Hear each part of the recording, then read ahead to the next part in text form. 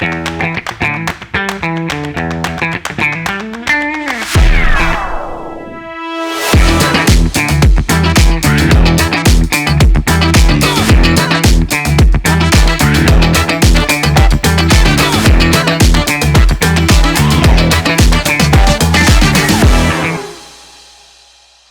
hola, ¿qué tal? Saludos cordiales, bienvenido a TV Senado, Profundidad de Campo, nueva sesión. Nos encontramos en este 2026, esta vez con un hombre que fue diputado y que ahora por primera vez asume el cargo de senador de la República. ¿A quién representa? ¿De dónde viene? ¿Cuáles son sus inquietudes? Esta es su ficha de presentación. Ricardo Celis Araya, representante de la región de la Araucanía, militante del Partido por la Democracia, de profesión médico cirujano, 70 años, político del PPD. En 2018 asumió como diputado por el Distrito 23, también de la Araucanía. En su primer año en la Cámara Alta, integra las comisiones de Recursos Hídricos, Economía, Desafíos de Futuro y Medio Ambiente.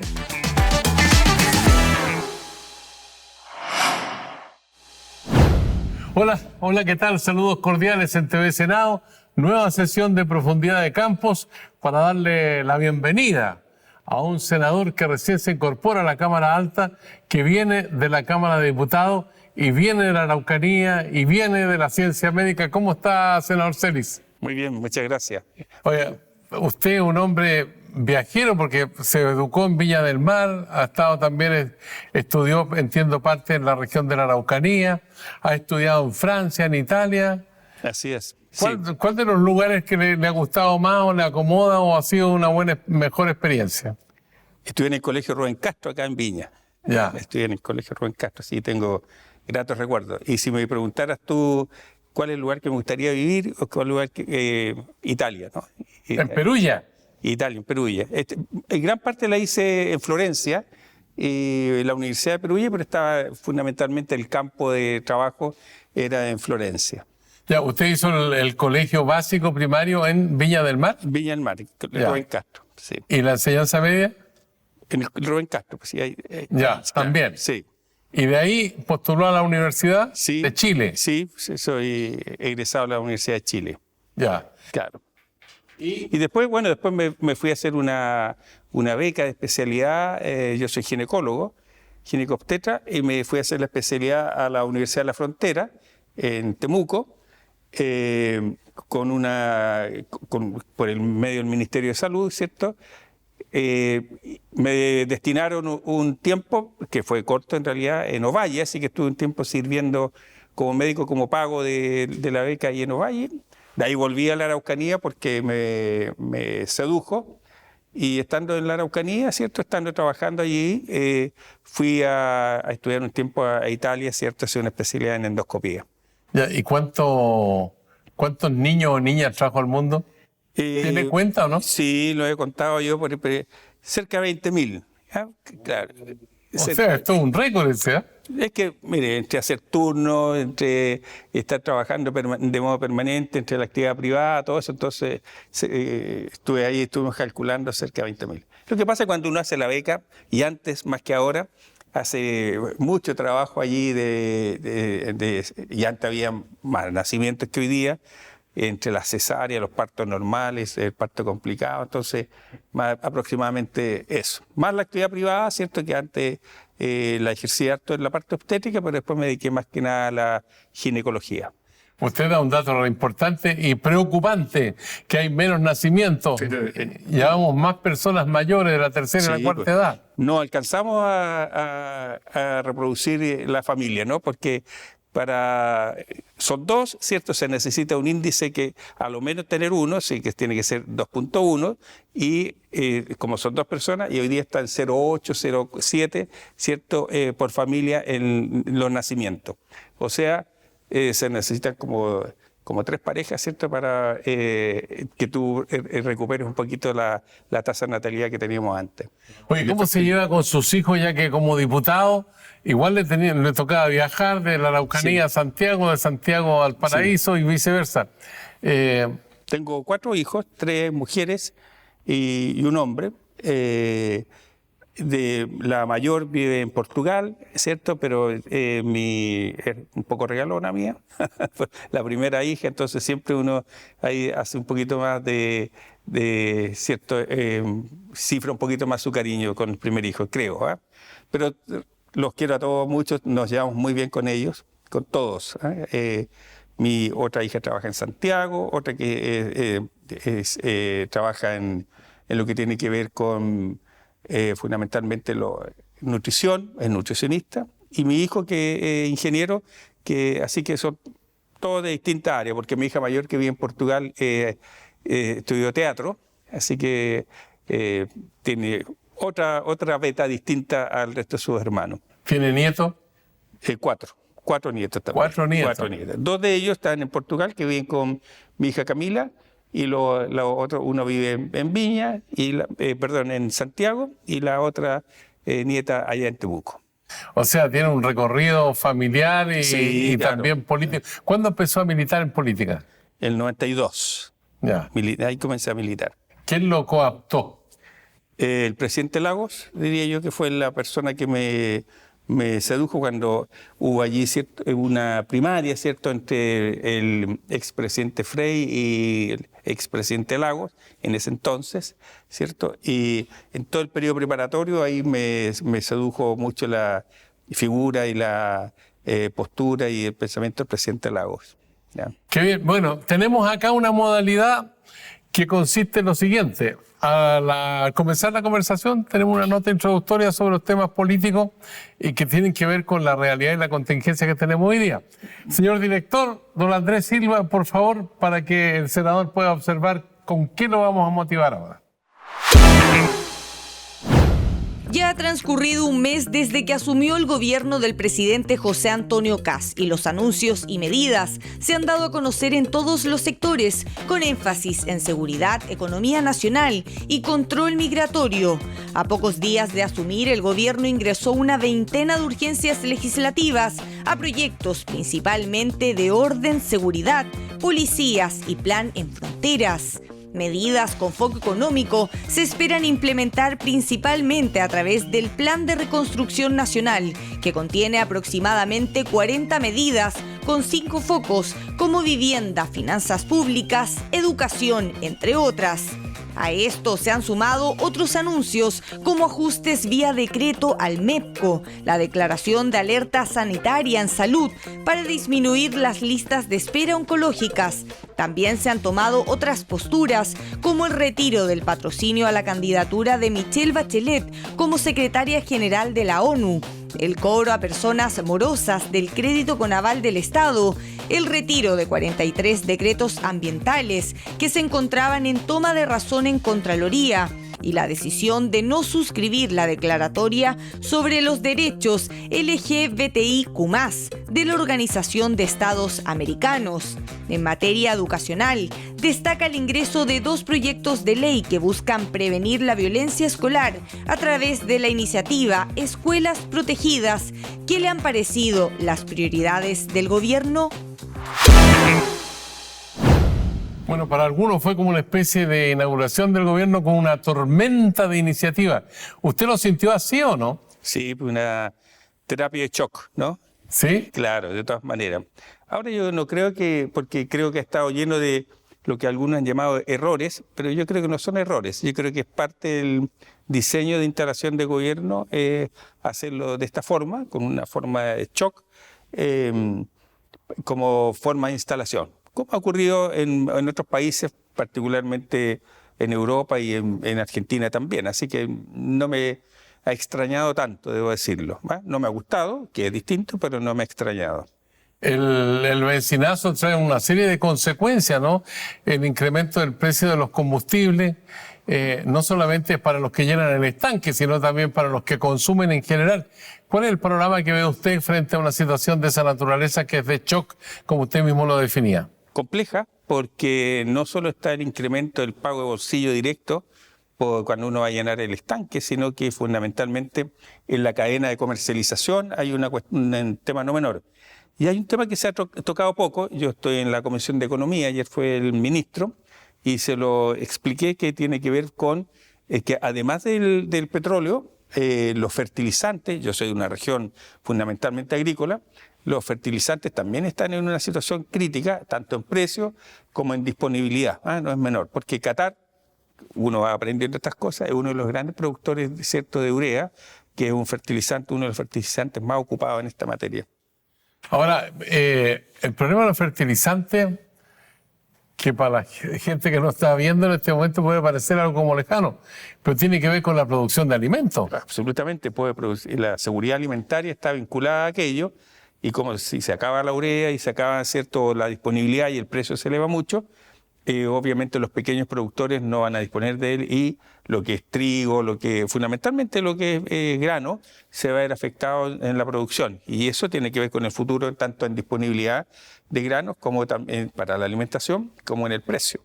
Así que a lo menos yo veo estas dos bandas, estas dos veredas, que tienen que ver con petróleo, alza de petróleo, y lo que es urea y fertilizante. Ahora, todas estas medidas económicas, entre otras, por ejemplo, que la UF sobrepase ya los 40.000 pesos, ¿hasta qué punto usted en la Araucanía, que es una región muy productora de alimentos, le ha tomado el pulso al mundo empresarial de la Araucanía y al mundo campesino, el trabajador agrícola propiamente tal? Hemos tenido varias reuniones, más de una reunión, de la preocupación de los pequeños agricultores, ¿cierto? Una asociación de agricultores unidos, ¿cierto?, que nos ha representado esto, y también gente de comunidades y agricultores pequeños que nos han también señalado que están muy preocupados por estas dos cosas, disponibilidad y precio.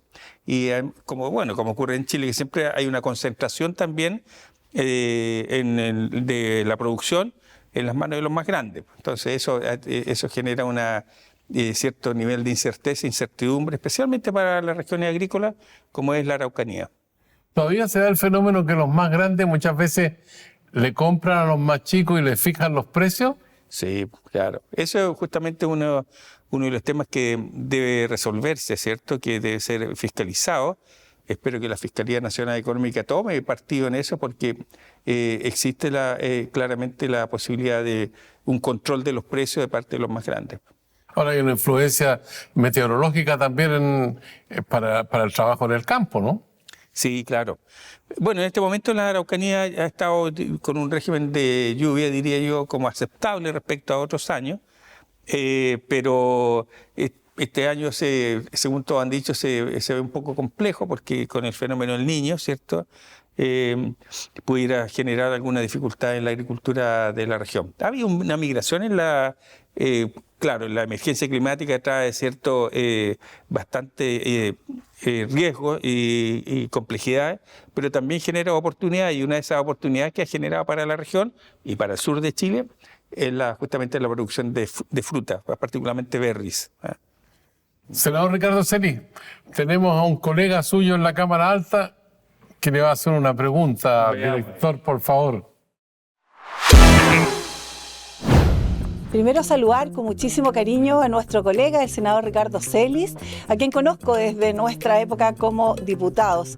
La verdad es que conociendo de su sensibilidad hacia las mujeres, su trabajo continuo, y como doctor le quiero preguntar, en mi calidad de presidenta de la Comisión de Mujeres también, ¿cuál es su mirada respecto a cómo podemos prevenir, pero sobre todo tratar las principales causas de muerte que atañen a las mujeres en nuestro país y en el mundo? El cáncer de mama y ciertamente también el cáncer de colon, y hoy día el cáncer cérvico-uterino.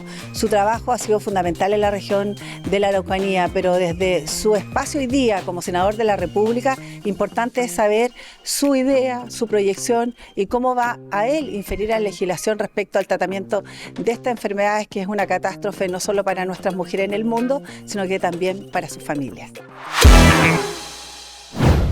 Ahí tenemos una pregunta contundente. De Loreto, sí. Prevenir es mejor que curar. Esto también aplica en la medicina de todas maneras. Y a la pregunta de la senadora Carvajal, uno tendría que responder que lo esencial es hacer prevención. Y existen los mecanismos porque hoy día los cánceres tanto de mama, como señala Loreto, como el cáncer de cuello uterino, están ocupando lugares, encabezando la lista de cánceres que están afectando a la población, y de toda la población, masculina y femenina, Ahí están concentrados tanto como morbilidad, pero también como mortalidad. Hoy día el cáncer ha desplazado las enfermedades cardiovasculares. Hoy día la gente muere más por cáncer que por enfermedades cardiovasculares, como ocurría hasta hace algunos años atrás. Y para avanzar en eso, la prevención, la mamografía, ¿cierto?, como tema central, PAP, en lo que tiene que ver con cáncer de cuello. Y en el cáncer de colon que menciona Loreto, hay cierta complejidad porque el método de diagnóstico más es la colonoscopía, ¿eh? Y la colonoscopía lamentablemente está muy restringida hoy día tanto en el sistema público como en el sistema privado para la magnitud de la enfermedad de cáncer que tenemos. Hay otra cosa que como casi todas las guías clínicas, todas las recomendaciones son, o las guías clínicas en realidad en Chile son desde los 50 años para arriba, lo que tiene que ver con mamografía, de 25 años para arriba, ¿cierto?, lo que es Papa Nicolau. Pero ha cambiado las costumbres, ha cambiado la cultura y hoy día estamos en el inicio de la vida sexual, que está asociado al cáncer de cuello uterino, es mucho más temprano, pero tenemos que, eso es un poco tardío. Entonces yo creo que hay que, a la propuesta, que hay que hacer de propuesta, yo creo que modificar las guías clínicas, de tal manera anticipar en edad, tanto lo que es el PAP, como la mamografía. Ya la mamografía no es de los 50 para arriba, sino que a lo menos antes eran de los 40 en su momento, y si hay antecedentes familiares de los 30 años, comenzarse a estudiar lo que tiene que ver con mama. Ahora, el ministro de Hacienda ordenó un tijeretazo de un 3% a los ministerios. Eso incluye a salud. Seguridad lo hicieron, pero después retrocedieron. Claro. ¿Cómo en salud se enfrenta el problema del cáncer cuando dice que va a haber una emergencia oncológica para enfrentar el problema y resulta que hay un recorte del 3%? ¿Usted le ve viabilidad a la solución del problema de fondo? Yo creo que hay dos inconsistencias en esto, ¿eh? Uno, que las propuestas de emergencia que le han llamado respecto a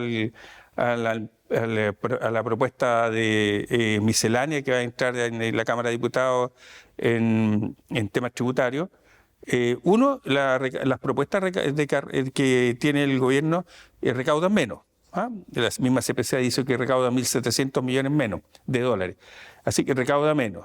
Y se hace un recorte en áreas sensibles, como porque se dijo que la lista de espera oncológica era una también, y yo adhiero absolutamente a la propuesta de la ministra de declarar cierta alerta sanitaria, pero la alerta sanitaria necesita plata, como muy bien dices tú.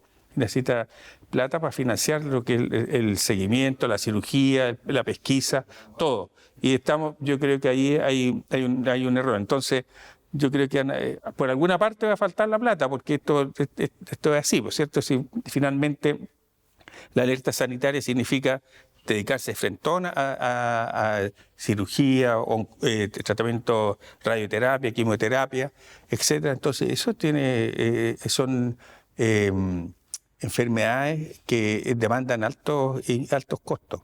Ahora, el hecho de rebajar los impuestos, como se ha planteado, que sería una iniciativa que entraría, entiendo, en un proyecto misceláneo al Congreso, ¿cómo se puede interpretar desde la política, desde el Senado, el hecho de que rebajando impuestos se puedan tener más recursos? No hay ningún economista, yo no soy economista, soy médico, ¿cierto? Pero sí uno escucha a los economistas, no hay ningún economista en la plaza que sostenga que reducir del 27 al 23% va a generar más recaudación. ¿Ah?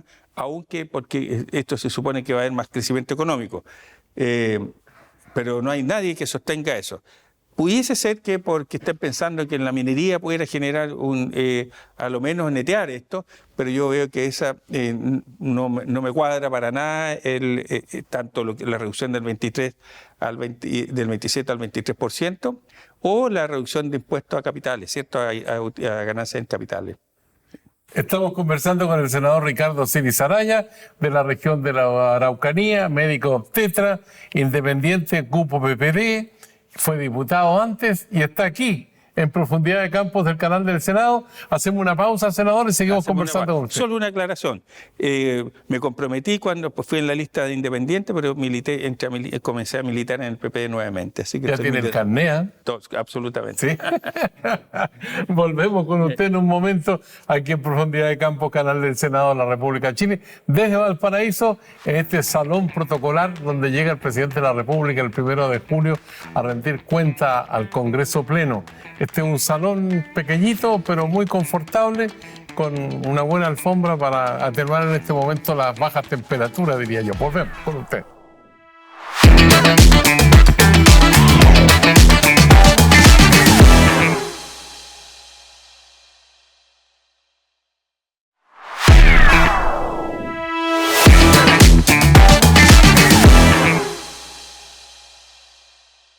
Bueno, ya estamos de vuelta aquí en el canal del Senado, Profundidad de Campos, región de Valparaíso. Estamos acá en la sala protocolar conversando con el senador Celis. Senador, usted es médico y uno dice cuando hablo con un médico, el médico hará dieta, practicará deporte. ¿Cuál de las dos o ninguna de las dos? Dietas no, como sano, o trato de comer sano siempre, pero me gusta la actividad física, hago deporte, ¿cierto? Me gusta nadar. Siempre voy al gimnasio también. ¿Qué deporte practica, Estuve haciendo natación harto tiempo y un tiempo me dediqué a hacer parapente también, hice parapente. Así que, pero el parapente es peligroso, ¿no? ¿Cómo cruzar la calle? ¿Sí? Sí, claro. Cruzar la calle no en paso de cebra, ¿sí? Ya. Y cuénteme, pero ¿y cómo nació esa inquietud por el parapente? Es que es un deporte entretenido, siempre uno ve que es llamativo el deporte, además que tiene un poco de riesgo y uno siempre le gusta el riesgo. De hecho, participo en la política, qué mayor riesgo, ¿no? Ya, y el parapente le da desde el aire otra perspectiva de la realidad, ¿o no? Sí, pues, además que ocupa adrenalina, energía, y es muy hermoso además la imagen, la visión que uno tiene, por cierto, y la sensación del aire. Porque lo siente directamente, ¿cierto? Yo me imagino que su señora o la familia dirán, oye, cada vez que va a hacer parapente me quedo rezando, ¿no? Mi señora no le gustaba nunca este tema, entonces un día dijo, voy a ir.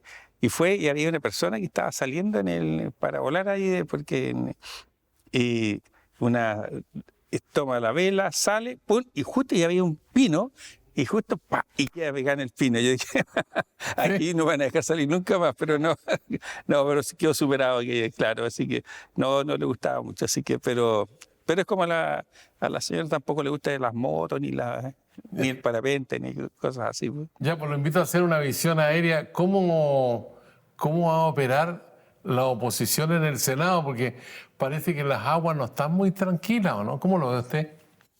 Hay dos oposiciones claras, tácticas, diría yo ahora, que Frente Amplio y el Partido Comunista y el socialismo democrático, ¿cierto? Que tiene una alianza un poquito más tranquila con la bancada de la democracia cristiana, pero yo creo que cuando vengan las municipales y las elecciones regionales, en forma estratégica eso va a cambiar y va a haber un acuerdo para abordar ese desafío en el 28, ¿no? Ahora, estos acuerdos que pueden ser funcionales en determinados propósitos y objetivos, pero además está el problema de la cohesión digo, del punto de vista de los principios ideológicos que permitan elaborar un proyecto a largo plazo. ¿Eso está o no está?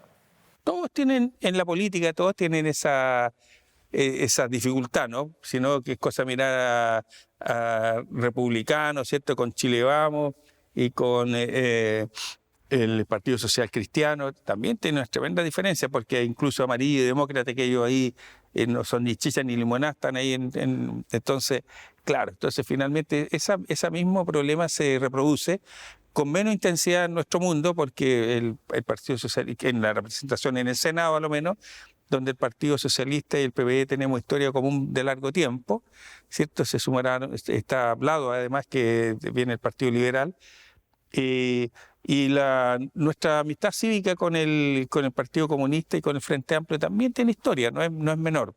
De hecho, han sido parte del gobierno con la presidenta Bachelet, con el presidente Boric. Entonces yo le resto dramatismo. Tenemos visiones distintas, modos de abordar distintos, pero creo que nuestro objetivo estratégico respecto a mejor calidad de vida para la mayoría de las personas, más justicia social, yo creo que son compartidos 100%. Ahora, toda la izquierda en general, sí, incluyendo el Frente Amplio, el PC y además el socialismo democrático, encontraron en Janet Jara un liderazgo para desafiar la presidencial. Eso no resultó, pero ¿cree que Janet Jara estará vigente como para liderar en alguna medida a las fuerzas de oposición, o hay otros liderazgos que podrían surgir o que usted visualiza que deberían estar ahí? Fui generalísimo de la campaña de Janet Jara en la Araucanía, la conocí harto, tengo la mejor opinión de ella, pero no he visto en ella el interés de liderar este proceso durante estos años. Está el expresidente Boric, cierto, que yo creo que también hay una figura interesante, importante, pero hay otros liderazgos que yo creo que van a ir apareciendo, cierto, desde distintos frentes. Yo creo que hay, de hecho, cierto, Bodanovich en el alcalde de Maipú, cierto, una persona que está allí, que parece una persona interesante, pero yo creo que van a aparecer esos liderazgos en nuestro mundo. Ahora, entiendo que ustedes tuvieron contacto en la Comisión de Economía con el ministro Daniel Mas. El aterrizaje en políticas concretas, ¿usted lo ve como algo que finalmente pueda ser beneficioso, con un sentido positivo para la gente de la Araucanía y para el país en general? La presentación del ministro de Economía es dice algo que todos decimos, por cierto, que se necesita más crecimiento económico, que necesitamos más facilidades para los emprendimientos, más facilidades para la iniciativa económicas que estén interesadas de desarrollarse en el país. Entonces, eso lo compartimos todos. Ninguno de nosotros tiene diferencia en aquello. El tema está en el cómo, ¿cierto? Y cuando a mí yo encuentro una frase muy desafortunada, es decir, que el crecimiento ni el desarrollo no se va a detener por 3 araucarias, ¿eh? Que yo soy de la Araucanía y digo, ahí hay una tremenda ignorancia además en ese dicho, porque la Araucaria, cierto, es un monumento nacional, está protegido, entonces es un mal ejemplo además. Y yo creo que hay que resolver esta visión que tiene la derecha respecto al medio ambiente, que el medio ambiente es un obstáculo, ¿eh? Hoy día el mundo vive una emergencia climática, entonces hay que tener las precauciones para el futuro, para nuestros hijos, nuestros nietos, respecto al cuidado medioambiental. Yo creo que ahí hay un tema central. Y la economía no tiene que colisionar con eso, sino que hay que tener un desarrollo económico, pero un desarrollo económico sustentable, sostenible, ¿cierto? Con el cuidado medioambiental correspondiente, más aún en esto, porque el planeta hoy día vive 3 cosas, ¿cierto?, grandes a mi modo de entender, ¿cierto?, los cambios geopolíticos, el tema de la inteligencia artificial y la emergencia climática. Es un mix que nos va a hacer enfrentar para nosotros menos, para nuestros hijos más y para los nietos mucho más todavía. Ahora el retiro de los 42 decretos que están para tomar razón en Contraloría, después se devolvió el de la ranita de Darwin, sí, y entiendo que otro más. ¿Qué impresión le dejó a usted? Mala impresión.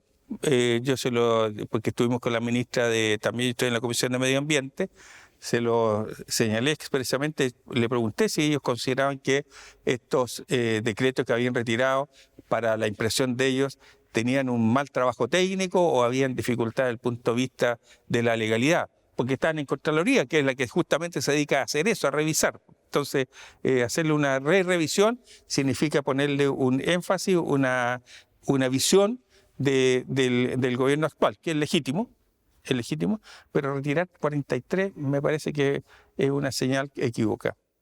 Ahora, en todo este, digamos, momento de instalación del gobierno del presidente Kast, ha habido muchas noticias. Por ejemplo, en el caso del liderazgo, Michelle Bachelet queda fuera de la postulación a Naciones Unidas por parte de Chile, porque el gobierno no estaría dispuesto a apoyarla. Pero sí México y Brasil, y además había otros apoyos también de otros países. ¿Eso crea también un ruido en la convivencia entre la oposición y el gobierno? Sí, lo encuentro muy poco generoso de parte del gobierno, por usar la mejor expresión posible. Lo encuentro poco generoso. No creo que el gobierno debe haber tomado ese camino. No me parece que un gobierno le quite el piso a una representante de su país, que fue 2 veces presidenta, que nos representó, que estuvo en Naciones Unidas, que conoce, quitarle el piso en una postulación no me parece una cuestión razonable. Pero bueno, es una decisión, es una facultad que tiene el Ejecutivo, pero una facultad muy poco generosa. Oiga, en la primera parte de nuestra conversación tocamos el tema del trabajo del campo. En otras regiones del país, aparte de la Araucanía, por supuesto, tenemos trabajadores que vienen de otros países, por ejemplo, vienen de Bolivia, ¿no? Hay gente haitiana también que ha estado trabajando en el campo, peruanos, venezolanos. ¿Cómo es la situación en la Araucanía y cómo ve en términos generales la política con respecto a la migración que el gobierno ha puesto en escena también? Hubo muchos haitianos que llegó en su momento a la Araucanía, lo abandonaron después. No tenemos tantos migrantes de otros países. Tengo colegas, yo trabajaba hasta el 5 de marzo en el Hospital Regional de Temuco como médico del Servicio de Salud, y tenemos médicos ahí, colegas que son venezolanos, excelentes, muy profesionales, muy buenos profesionales.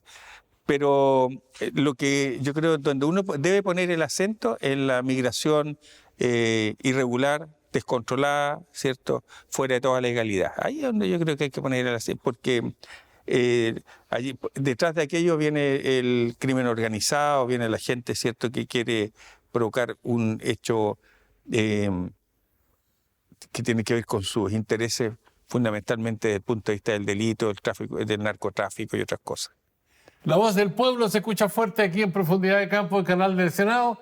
Y aquí tenemos, entiendo que una ciudadana que le pregunta al senador Celis. Director. Llevo 3 años esperando para que me operen estos dedos. 3 años. Ni pensar con la cadera llevo unos cuantos. Entonces, no. De repente vaya a hacer un reclamo, dejas un papel y dices hasta cuándo. Pero la verdad es que no hay caso. No tenemos esperanza, me parece. Bueno, cortita la pregunta, pero sí, también produce una cierta consternación, ¿no? Sí, por cierto, es doloroso. Esa señora, ¿cierto?, tiene garantía GES para su cirugía de cadera, así que yo le calculo la edad, ¿cierto?, debe tener garantía GES, ¿cierto? Garantía, y yo creo que es un tema que no admite espacio. Por eso comparto con la ministra de Salud su propuesta respecto a que hay que declarar alerta sanitaria para resolver con urgencia las listas de espera. Hay temas estructurales, eso sí, que uno tiene que considerar en esto. Uno, decir que hay pocos especialistas en regiones. Los especialistas están concentrados 63-65% entre Santiago y Viña del Mar. Entonces, las regiones tienen problemas de especialistas y más aún de su especialidad. Hay un tema estructural ahí. Escuché que dentro de las propuestas está formar más especialistas, que alguien proponía. Formar más especialistas significa tener campos clínicos disponibles y universidades que tengan la capacidad para hacerlo. ¿Cuánto se demora la formación del especialista? 3 años en general, ¿cierto? Y 5 con su especialidad. Son 5 años. Después, además de haber estudiado los 7 años de medicina, termina de médico y después necesita 5 años más. Entonces, y además de estar la disponibilidad de la universidad, de los campos clínicos disponibles para que eso sea una formación adecuada. Entonces, hay temas estructurales no menores, ¿no? Que hay que resolver, que tenemos ese desafío como país, pero claramente hay un tema doloroso que el país tiene que solucionar respecto a listas de espera. O sea, ¿usted no le ve una solución rápida a este problema? No le veo una solución rápida. Hay que abordar con urgencia lo que es urgente. Hay muchas cuestiones ahí entre medio. Mira, yo, como te decía, hice policlínico en el Hospital Regional hasta hace poco. Entonces llegó un día una señora y venía con una guagua en la mano. Entonces le digo, ¿por qué vienes? No sé, me citaron. Yo creo que vengo porque pedí una esterilización quirúrgica que me hicieron hace 5 años atrás, pero venía con la guagua ya, entonces no claro. Te fijé, entonces así de ese falta de oportunidad y falta de empatía a veces del sistema con sus compromisos que tienen.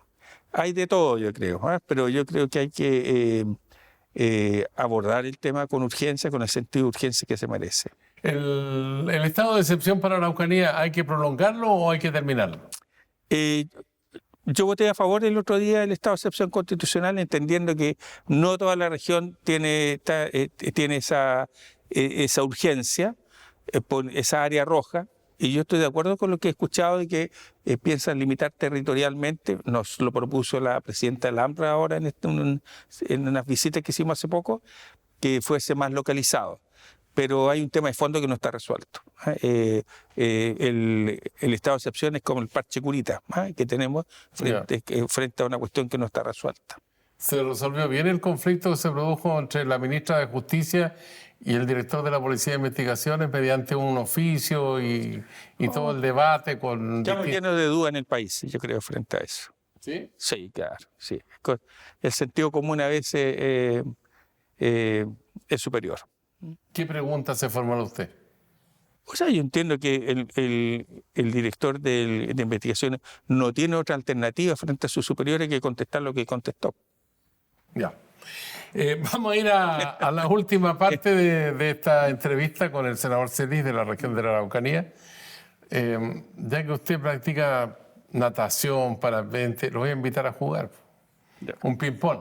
Sí, veamos. Yo le digo un concepto, una idea, una palabra y usted me contesta con otra. Y si me dice no digo nada, mantengo silencio, también es libre de decirlo. Estado de excepción. Necesario. Listas de espera en salud. Un dolor. Nueva oposición. Trabajando. Región de la Araucanía. Oportunidades. Plan de reconstrucción nacional. Un chiste. Seguridad alimentaria. Un problema de futuro. José Antonio Kast. Presidente. Donald Trump. Miserable. Javier Milei. Paso. Tiene un minuto ahora para reflexionar acerca de lo que usted desee. Una crítica, una opinión, una idea nueva, libre. Contarles que llegar acá al Senado ha sido una experiencia interesante. Somos menos, 50. Fui diputado del 2018 hasta el 22. Allí había mucha gente, pero hoy día es menos, entonces eso da más oportunidad de conocer. Conozco como al 42%, calculé, el 45% de las personas que están allí, porque compartimos la Cámara con muchos de ellos. Así es que ha sido un encuentro interesante, independiente del color político. Ha sido un encuentro amistoso, generoso, diría yo, así, y diría yo que bastante creíble. Las demostraciones de afecto y todo. Entonces, me parece que hay un tremendo desafío allí y, bueno, mi compromiso es trabajar en serio en el Senado. A mí me gusta mucho el trabajo en territorio, cosa que no pienso dejar de hacer, y además que trabajar los grandes proyectos de ley que hoy día el país necesita. Ya, pues aparte del juramento, la promesa como senador de la República, nosotros acá en Profundidad de Campo le damos la bienvenida oficial a estas conversaciones. Muchas gracias. Muchas gracias por recibirme. Esperamos también seguir dialogando. Vamos a tener como 8 años para eso. Los próximos 8 años, si estamos vivos, digo yo. Sí, claro. Mi mamá decía siempre. Sí, exactamente. Vamos a ver qué pasa si estamos vivos. Sí. Senador Ricardo Celis, por la región de la Araucanía, médico cirujano, gineco-obstetra, independiente, ya no, hoy día es militante del PPD y estará 8 años más con nosotros aquí en el Senado de la República. Así es. Gracias, senador. Gracias a usted. Y a usted por seguir estos diálogos y conversaciones en el canal del Senado de la República. Le decimos Carpe Diem. Será hasta la vista. Carpe Diem.